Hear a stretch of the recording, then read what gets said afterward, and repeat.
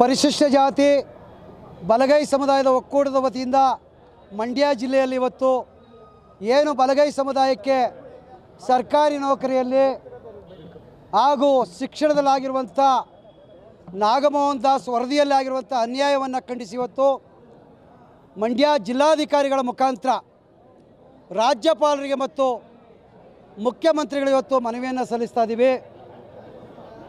ಇವತ್ತು ಸರ್ಕಾರಿ ನೌಕರಿಯಲ್ಲಿ ಇಡೀ ರಾಜ್ಯದಲ್ಲಿ ಇವತ್ತು ಏನಾಗಿದೆ ಅಂತ ಹೇಳಿದ್ರೆ, ನಮಗೆ ಈಗಾಗಲೇ ರಾಯಚೂರಿನಲ್ಲಿ ಮೆಡಿಕಲ್ ಕಾಲೇಜ್ಗೆ ಇವತ್ತು ಹುದ್ದೆಗಳನ್ನು ತಗೊಂಡಿದ್ದಾರೆ.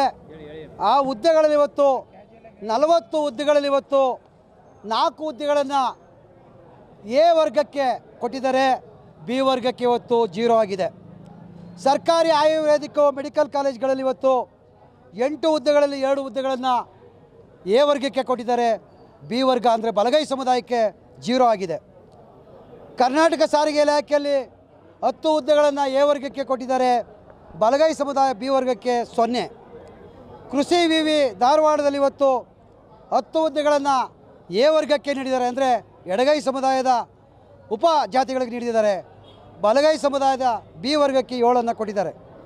ಒಟ್ಟು ಇವತ್ತು 71 ಹುದ್ದೆ ಎ ವರ್ಗಕ್ಕೆ ಸಿಕ್ಕಿದೆ, ಬಿ ವರ್ಗಕ್ಕೆ 21 ಸಿಕ್ಕಿದೆ, ಸಿ ವರ್ಗಕ್ಕೆ 14 ಸಿಕ್ಕಿದೆ.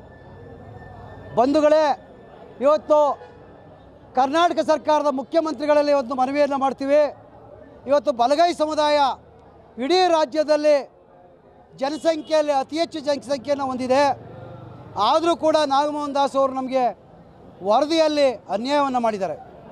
ಹಾಗಾಗಿ ಇವತ್ತು ರಾಜ್ಯದ ಮಲ್ಲಿಕಾರ್ಜುನ ಖರ್ಗೆ ಸಾಹೇಬ್ರಿರ್ಬೋದು,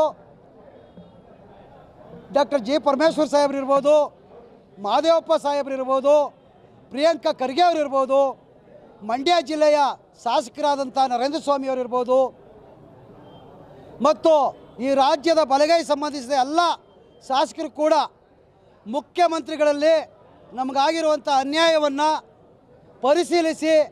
ಪರಿಷ್ಕರಿಸಿ ಏನು ಬಲಗೈ ಸಮುದಾಯಕ್ಕೆ ಅನ್ಯಾಯ ಆಗಿದೆಯೋ ಆ ಅನ್ಯಾಯವನ್ನು ಸರಿಪಡಿಸಬೇಕು ಅಂತೇಳಿ ಮಂಡ್ಯ ಜಿಲ್ಲೆ ಬಲಗೈ ಸಮುದಾಯಗಳ ಒಕ್ಕೂಟದ ವತಿಯಿಂದ ಇವತ್ತು ಒತ್ತಾಯವನ್ನು ಮಾಡ್ತಾ ಇದ್ದೀವಿ. ಕರ್ನಾಟಕ ರಾಜ್ಯದಲ್ಲಿ ಅತ್ಯಂತ ಹೆಚ್ಚು ಜನಸಂಖ್ಯೆಯನ್ನು ಹೊಂದಿರುವಂಥ ನಮ್ಮ ಪರಿಶಿಷ್ಟ ಜನಾಂಗದ ಬಲಗೈ ಸಮುದಾಯ ಸಾಕಷ್ಟು ಜನಸಂಖ್ಯೆಯನ್ನು ಹೊಂದಿದನ್ನು ಕೂಡ ಉದ್ಯೋಗವನ್ನು ವರ್ಗೀಕರಣ ಮಾಡುವಂಥ ಸಂದರ್ಭದಲ್ಲಿ ನಮ್ಮ ರಾಜ್ಯ ಸರ್ಕಾರ ಆಗ್ಬೋದು ಹಾಗೂ ಬಹಳಷ್ಟು ಎಲ್ಲ ಸರ್ಕಾರಗಳು ಕೂಡ ಈ ಹಿಂದಿನಲ್ಲೂ ಕೂಡ ಒಂದಷ್ಟು ತಪ್ಪುಗಳನ್ನ ಮಾಡ್ಕೊಂಡು ಬರ್ತಾನೆ ಇದೆ. ಈ ಒಂದು ತಪ್ಪುಗಳನ್ನ ಸರಿಪಡಿಸುವಂಥ ನಿಟ್ಟಿನಲ್ಲಿ ನಮ್ಮ ಸರ್ಕಾರ ದೃಢವಾದ ಹೆಜ್ಜೆಯನ್ನು ಇಡುತ್ತೆ ಅಂತೇಳಿ ನಮಗೆ ನಂಬಿಕೆ ಖಂಡಿತವಾಗಲೂ ಕೂಡ ಇದೆ.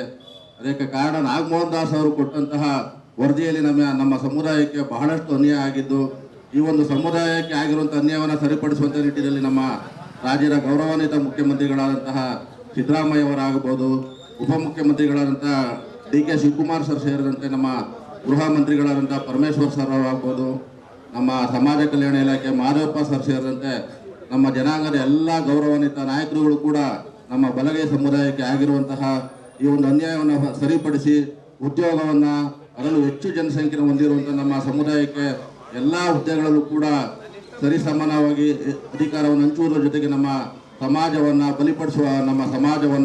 ಬಲಪಡಿಸುವಂಥ ಕೆಲಸವನ್ನು ನಮ್ಮ ಸರ್ಕಾರ ಮಾಡುತ್ತೆ. ಆ ನಂಬಿಕೆ ನಮಗೂ ಕೂಡ ಇದೆ. ಆ ನಿಟ್ಟಿನಲ್ಲಿ ಮತ್ತಷ್ಟು ದೃಢವಾದ ಹೆಜ್ಜೆಯನ್ನು ಸರ್ಕಾರ ಇಡಲಿ ಅಂತೇಳಿ ಕೇಳ್ಕೊಳ್ತೇನೆ. ಕರ್ನಾಟಕ ನ್ಯೂಸ್ ಡಿಜಿಟಲ್ ಚಾನಲ್ ಅನ್ನು ಈಗಲೇ ಸಬ್ಸ್ಕ್ರೈಬ್ ಮಾಡಿ. ಧನ್ಯವಾದಗಳು.